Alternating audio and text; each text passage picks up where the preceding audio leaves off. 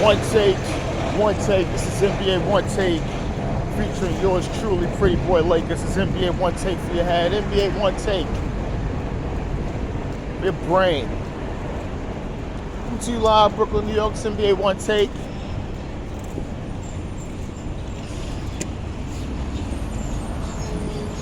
May 27th, May 26th, 2022. Game 5 of the Eastern Conference Finals, the pivotal game between the Boston Celtics and the Miami Heat. And as many predicted, it was going to be a rock fight. It's going to be a dog fight. People are injured. Everybody's hurt. And we was going to see 90s type basketball from a scoring standpoint, because the way these two teams play, and as long as the series is extended, what do you think is going to happen?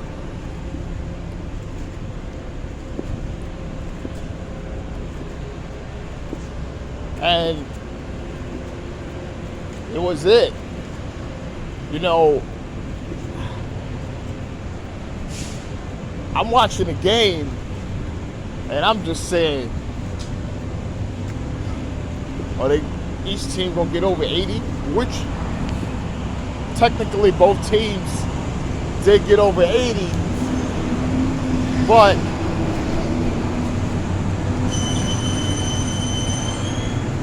the Heat was really attempting it, and they're at home. I'm saying to myself, it looks like the Heat is going to really get this win, which most people predicted was going to happen. You know, after game 4.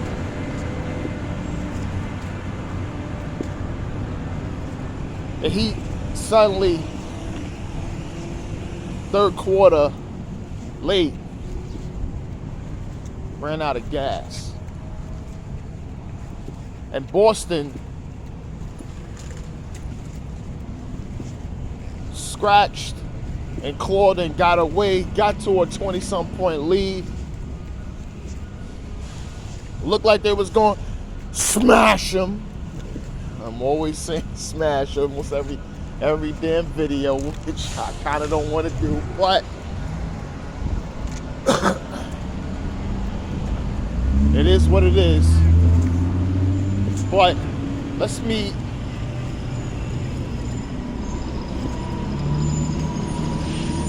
now. The Boston Celtics pulled away, and now they got the 3-2 advantage in the series. And they're going to be going back to Boston.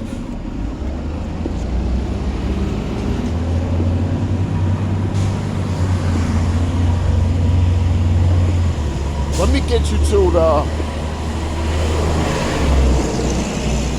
Jason Tatum.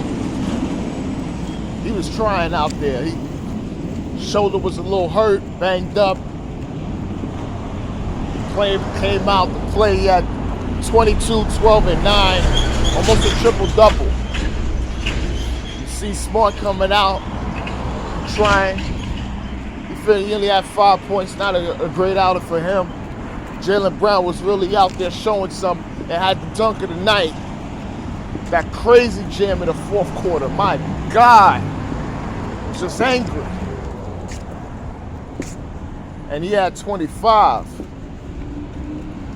And old man Al Horford, looking like old Horford from Atlanta. He had 16. And was really out there a steady hand for the Celtics. And I got Robert Williams was playing out there, playing great defense. Robert Williams is playing great defense. Blocking shots, blocking corner threes, being a real presence out there. That's the Celtics for you. Celtics 2 stars come out no matter what, and then there's always somebody out there, the guy they don't expect. You don't game plan for, you acknowledge, but you don't game plan for, and they have a breakout game. And for the Heat, Jimmy Butler had 13, and let me talk about what people have been saying about Jimmy Butler. Just talking about him, that he's a superstar type player in the playoffs, and he rises, but he don't give the superstar production on a game in, game out basis. All that's due to he's either hurt or, you know, he played both sides of the ball.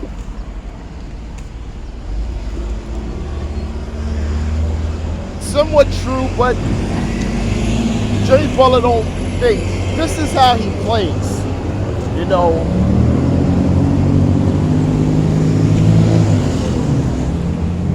if you see, he plays at his speed.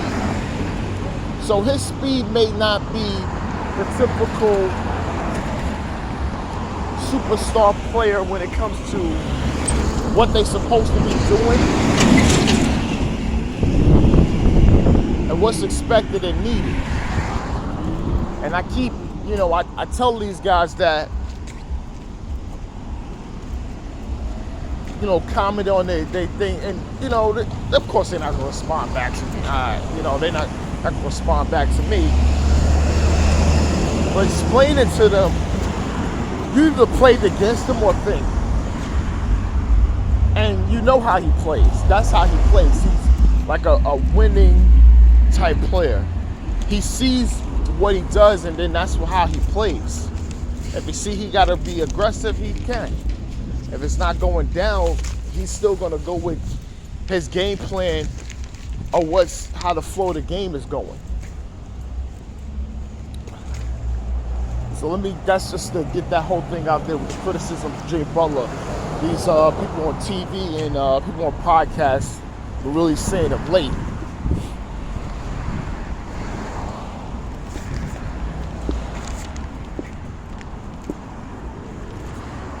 Bam Adebayo had a decent night, 18 to 10. You know, because he did get aggressive late. But by that time, it was really playing in the Celtics' hands, because his aggressiveness didn't open up shooters. So the Celtics was living by it. That's why they wasn't doubling them and letting Bam actually go to work with a good defender on him. If it wasn't Horford, Grant Williams, or Robert Williams, or a switch. And Gabe Vincent, he had 15. Kyle Lowry was out there, but supposed to just stick with Gabe Vincent because he was getting things done on the defensive end, and his offensive production was good. Kyle Lowry, he's hurt. I don't even know what to say about him. He's just not really out there producing, period, for the Heat. So they up 3-2. And they'll be going back to Boston. And don't put up those LeBron eyes. Well, last time he was down 3-2 in Boston back in 2012. No one from the Heat is going to do that. You know, Tyler Hero's not going to come in and do it. I doubt Jimmy Butler's going to do something like that. Nah. For the most part, this game is going to be closed down to 6 games. I don't see the Heat winning in Boston. I just don't. I don't. I mean, I could be wrong. Everybody could be wrong, but that's how I see it.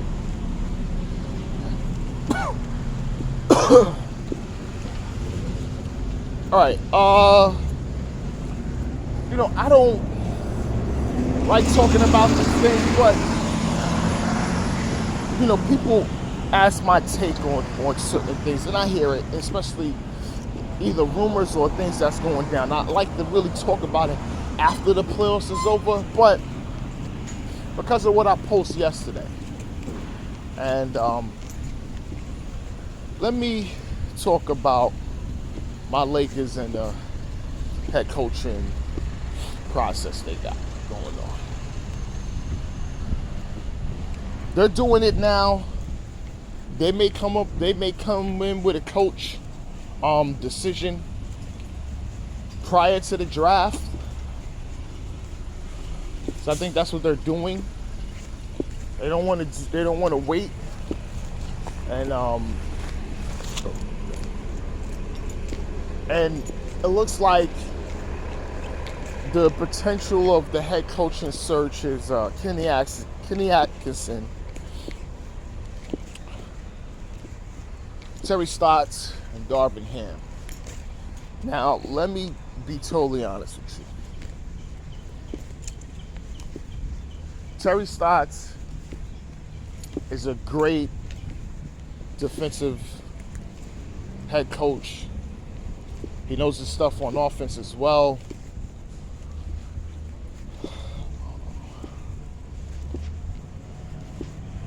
But I'm going to tell you something. I don't think you don't fire Frank Vogel and get Terry Stotts in there. I don't see a difference in doing that, right? No matter how you feel about each coach, I feel that they're both on the same level. So I don't think anything will change in that aspect. So I throw him out. Let me go to Kenny Atkinson. Kenny Atkinson was a real coach. He builds culture. He's an old school type coach. I love what he did with the Nets. He's an assistant now. But I don't feel that you come in that situation and really do something. So I don't really look at him. Now, Darvin Ham, I've been saying he should have been the head coach for a while now. I like him coming in, building up young guys. And also, he talks well with vets. He knows the game. They all know the game. Now, Darvin Ham, to me, if that's the three, he's the best candidate for the job. He'll get the respect of the players. He knows what he's doing. I think he'll definitely, if they allow him to build up the damn staff, I think he'll be able to get this team as presently constructed to do something.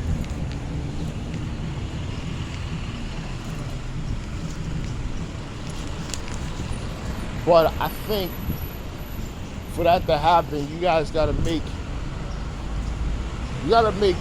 some kind of big trade to happen, right? Because I think that's what's going to be needed. A big trade to happen, and to try to get something respectable next season. I think I think even people, healthy or not, if you could make a trade to get certain guys in there, so you guys can compete for the 6th seed next season. That's it.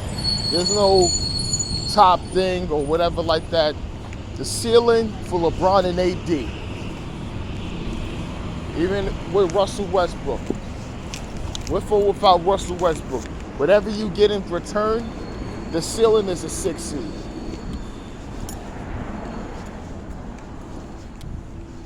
That's it. And then that's these guys playing it out, LeBron potentially retiring or leaving, and then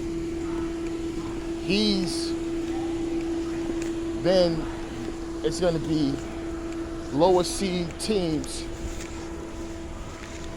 until you guys can build up enough draft capital and possibly doing something else.